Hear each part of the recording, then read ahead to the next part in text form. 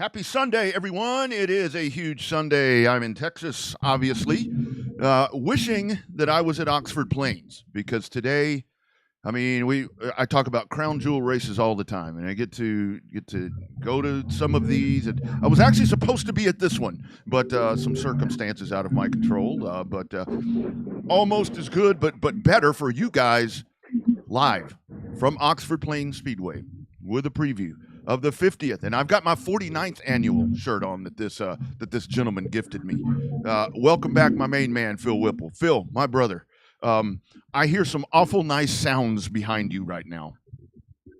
Yeah, I'm in a little radio room / water closet, and my friend, because this is about the quietest place on the property right now, and yet you hear what you hear is 1,000 horsepower super modifieds from the New England Super Modified Tour out there turning laps around 13.4, 13.5 around this 3/8 mile oval at Oxford Plains Speedway. Just part of the package here on 50th annual 250 Sunday, and man, they're ripping. The grandstands are already filling in, and as we've discussed earlier in the week, my friend, the motorhomes, the automobiles, the people are just every square inch of this property. The atmosphere here yesterday was off the charts, and guess what? It only ratchets up this morning, and the big dignitaries are arriving, and the fans are pouring in. Man, I can't believe what we're about to witness here today, Rodney. The main dignitary's already there, my man, and I'm talking to him. That's you, my friend. So kind of talk about that. I know yesterday when we were discussing, you were talking about campers and so forth, and pretty much in your words,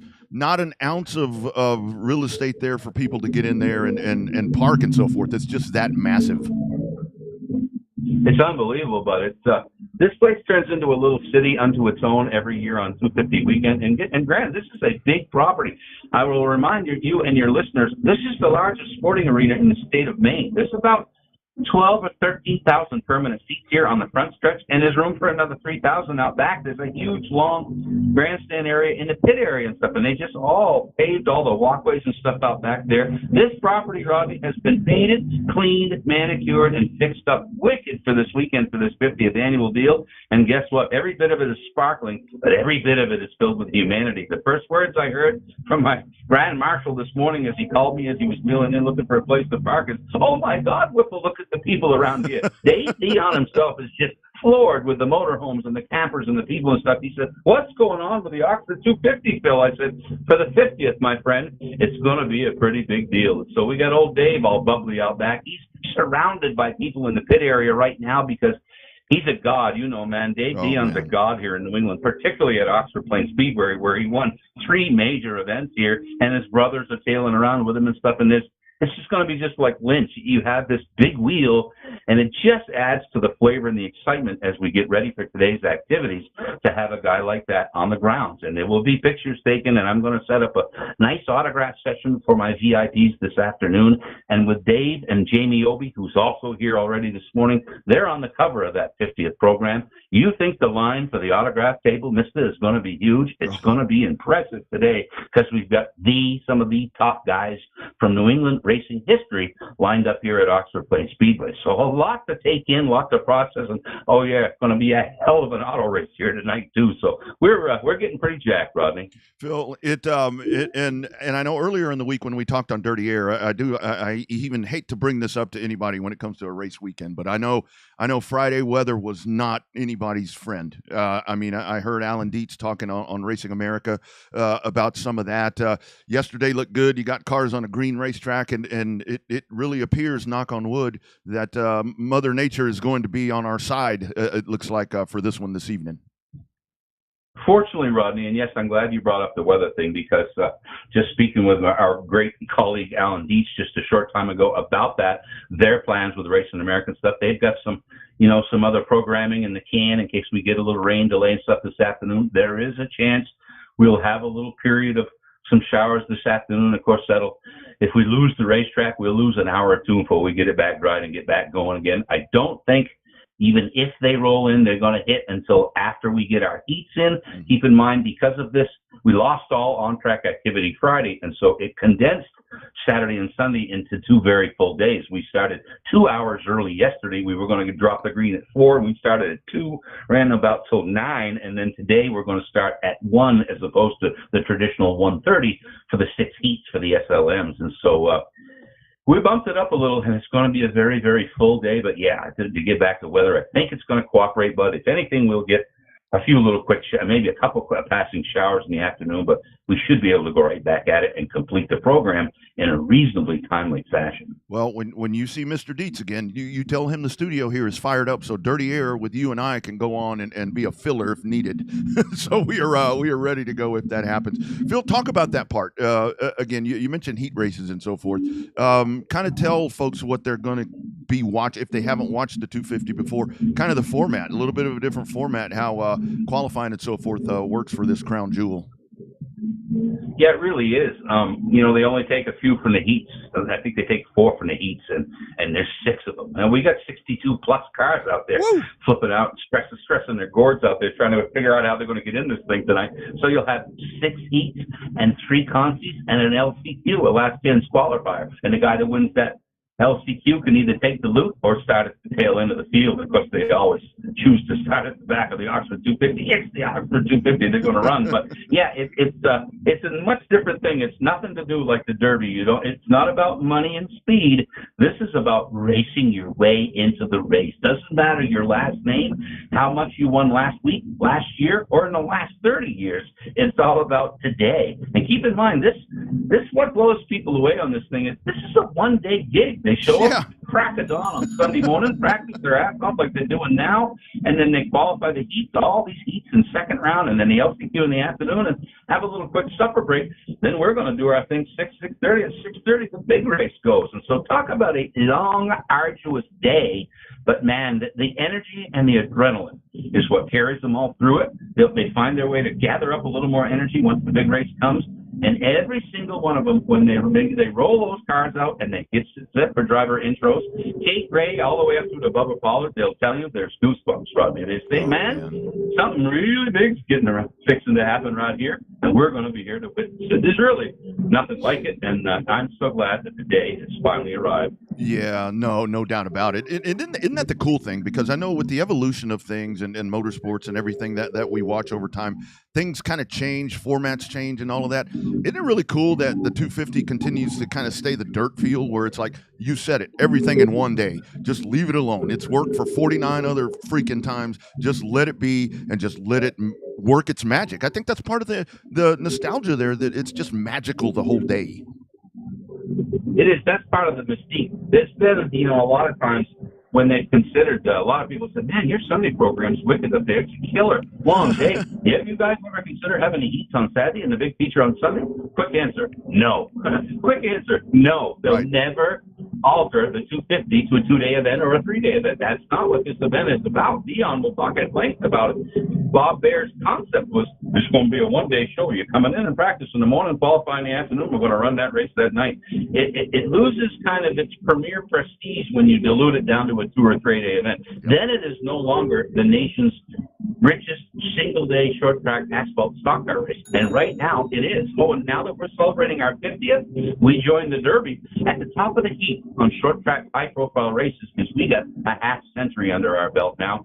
And so I kind of think that puts us in an elite status here. Would you agree? Yeah, and what I like about the two races is they're vastly different. I mean, very much the same. Where you got to race the racetrack, you obviously got to race competitors, so forth and so on, tire conservation, all that, blah blah blah.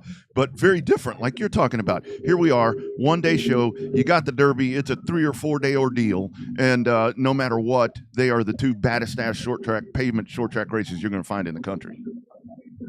Well, they absolutely are, but they're just different animals. That's all. They're just laid out different. There's, these are blue collar guys here working on these cars and pit crew and stuff. So it's kind of like Lynch and I discussed yesterday, Rodney. This is very much still the blue collar match race. It's kind of what Mr. Bear created it for anyway. He never intended this to be come in with a big checkbook and hire crew members and any of that and dominate the thing. That was never the concept here. This was designed to be a rich paying, everyday blue collar man's race where a guy with a $10,000, $15,000 old SLM or PLM and a bunch of dedicated crew members can come in and have a chance to compete on the big stage and go after the big dream. It's like that every man's race. And so you got all kinds of budgets, tire budgets, car budgets, volunteer crew members, a guy with his sister and his buddy helping out, and then another guy with a half a dozen guys that have got experience. So you have this, but there's no paid guys.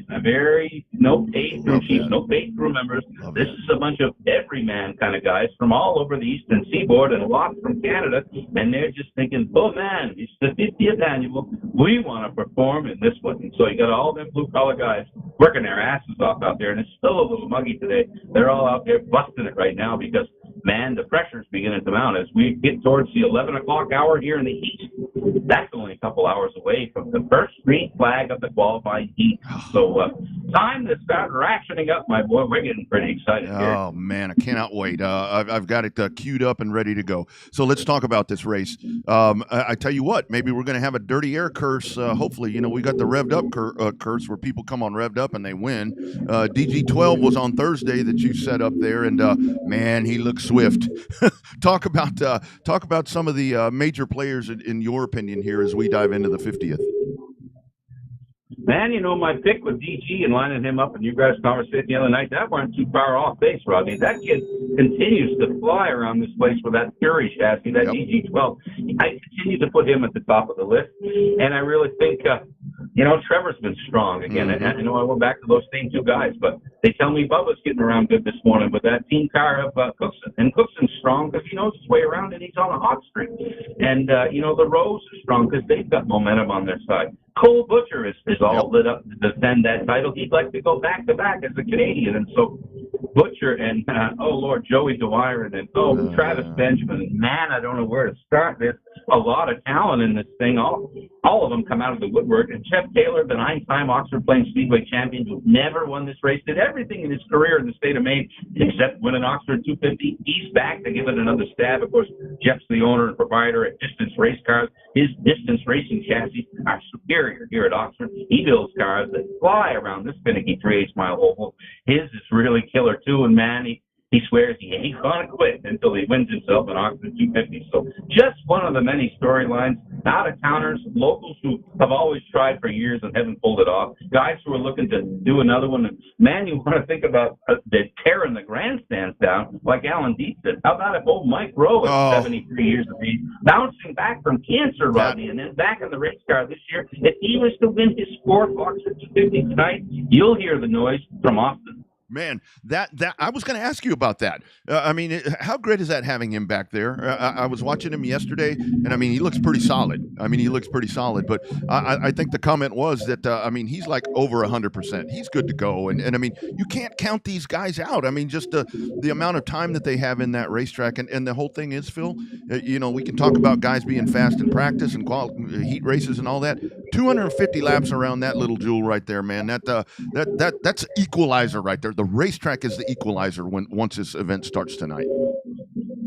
Oh, it is, because really, if this thing unfolds, your starting position is almost irrelevant here. You got all kinds of time to play out strategy and get yourself to the front. There's going to be comers and goers in this thing. There always is.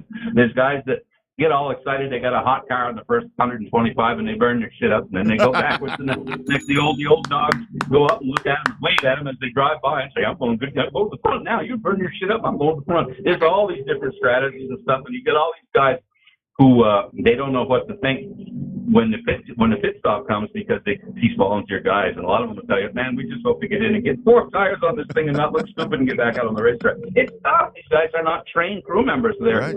It's tough, and so that's what can throw a kink into it. You can be really going really good and then get on the pit road and then guys forgot how to change a tire, let's spill the gas or dump around or something, and it goes south.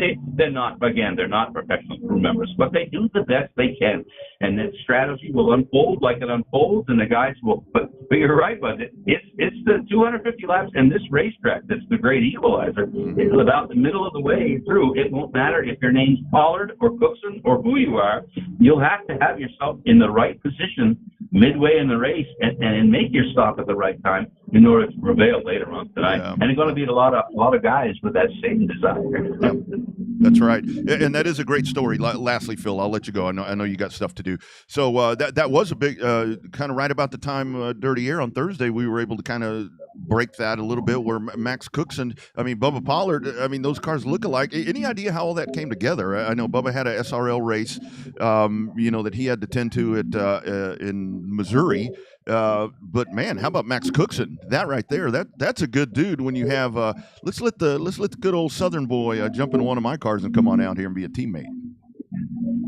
That's an ideal pairing. I would guess Tom Mabry had quite a bit to do with that. I suspect that once Bubba told Tom that he could physically possibly get here by today, then Tom got into action and called Chris Cookson and said, "Hey, you got a hot car. Can you put Bubba in the kid's second car?" And I would guess Tom had a big role in that, Rodney, putting that together, Tom Mabry. But so what?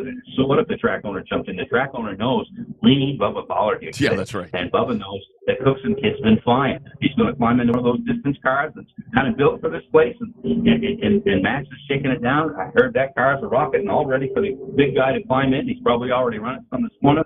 Don't count him out. Bubba will get adapted. I don't know if he's driven a distance chassis much, but he will adapt to it quickly, and they'll get that thing dialed. They get that distance chassis car of Cookson's family dialed in for Pollard. Good Lord. It gets take that little man, be right back to the front. He'll be suddenly in contention for his second 250 win after winning it his first try back in 2018. I still can't wrap my head around that one, Rodney, that Bubba won it his first try, but you notice he sucked since, and so just last year, I think, getting back into the top 10. It's no easy road to get back to the front of the 250, not even for the great Bubba Pollard. That's right.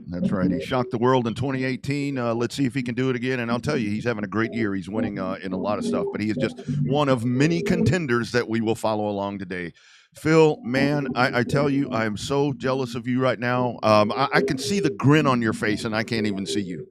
But man, it is very wide. Yes. Yeah, no, that's awesome, man. Enjoy your day. Stay cool, dude, and just soak it in. Enjoy it. You are at one of the most massive, prestigious short track events, because the 50th events, dude. Enjoy the day, and man, keep us posted on what's going on, brother, man. I sure will, Rodney. Thanks ever so much for taking some time to get some input and some insight here from on site today. It's a pleasure to speak with you, and you'll hear from me again as our Sunday unfolds. You got it, brother. Looking forward to it, man. Take care, and we'll talk soon. All right. Thank you, Rodney. Take care. You bet. There he goes, Phil Whipple. He is live at Oxford Plains Speedway right there for the 50th annual Oxford 250. And you can actually catch that on Racing America. I guess there was bundles or whatever, but now we're into Sunday. We're into race day, and that's where it's go time. And like Phil was talking about right there, it's an endless list of people that are capable of winning this event. And with the main storyline that I do want to touch on before I get you out of here, and thank you for checking out this Oxford 250 preview. Pretty cool. I got to say, it's pretty cool for me to be able to do a live Sunday morning Oxford, Maine, Oxford 250 preview from Round Rock, Texas. That's you tell me short track hasn't gone nationwide. You tell me short track has not gone nationwide, where I really feel with the Dirty Air brand that this has been, we have covered in large part to Phil, we have covered the Oxford 250 as great as probably any other media outlet, with RPM Multimedia, and even on the Revved Up side. And on Revved Up tomorrow, we will have a wrap up of what happens tonight. So, but the list of competitors in this thing is just endless. I mean, you go down there, almost 70 cars, and they're doing it old school style. You qualify in, like Phil talked about right there. You qualify in through the heat races, top four, like weekly dirt track race, like the top four to the show. It's like, okay, boom, here's the heat race, top four to the show. Everybody else is going to go. Then you got the consies and so forth and so on. And that's That's really exciting. That's really exciting that you have a race with this of this magnitude that is run in that fashion, and I think that that's what makes this Oxford 250 what it really is. Like I think Phil hit the nail on the head. If you go back and listen to this, I know this is early. I know this is early to be doing this kind of stuff on a Sunday, but if you go back and you listen to it, this is the blue collar guys race, and I think that that's the one thing to really keep in perspective tonight if you're going to check out the race. And I think what's so great about this is the Cup race was last night. You had everybody else racing last night. You had dirt track shows and you had asphalt shows. All of that was last night. Today, it's Oxford 250, and that's check this thing out. Check this thing out. It's a crown jewel for a reason, and they've been doing it since 1974. The brainchild right there of Bob Bear, and a lot of folks remember the Bob Bear name, more synonymous with with New Hampshire Speedway and so forth. But this is Bob Bear's deal right here. This is Bob Bear's brainchild that has become just massive. And here we go to the 50th rendition coming up a little bit later on this evening. And that, like Phil said, 11 o'clock their time, first green flag is going to drop. And I'll say it in the words that were used back in the day, back here in the San Antonio area, when you get into something like this, and this definitely holds true at the Oxford 250, especially for the 50th edition there at Oxford Plains. When the green flag drops, the bullshit stops. 50th annual Oxford 250 coming up. Check out the socials. We'll have more content throughout the day to keep you updated what's happening there. At the Rodney R on Twitter, follow me. Guide you through the day along with my man Phil there at Oxford. And thanks to Phil for checking in early on a Sunday morning. Enjoy your Oxford 250, everybody. I'm Rodney Rodriguez from Texas. You guys be well. Have a great Sunday.